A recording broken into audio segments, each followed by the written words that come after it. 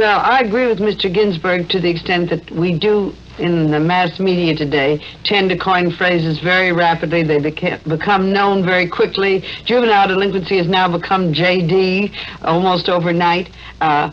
And we do love to name generations, and we've been naming them for quite a long time now. And we've had to have a name for... This generation's been called the beat generation and the beat-up generation and the shook generation. It has succeeded the silent generation. And well, was that a term at one time, the silent generation? Oh, yes. The silent generation was used, you probably know better than I do. It was actually used to introduce a book of very formalistic poetry. The nature of it was mostly domestic and pretty weak-hearted. Mm-hmm. When?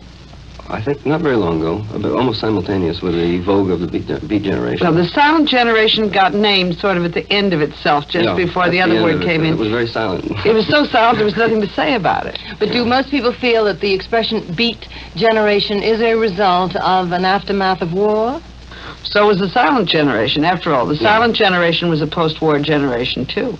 Because I have never heard, at least I cannot recall, where a title so held to itself and to the class that it represented as beat does. Yeah. Beat generation is something that in my time, it seems like the first time I've heard where a group of people were called by a name. I might sort of to clarify a little, explain how the name came about, if you're interested. Please do, I would be interested. Factually, Kerouac, in conversation with another novelist, were talking about Fitzgerald in the 20s, and strictly, non-officially, just like an after-dinner conversation or an after-drunk conversation, we're saying, well, like, what will we be called? And Kerouac said, probably we'll be called, God knows, like, the Beat Generation, or whatever.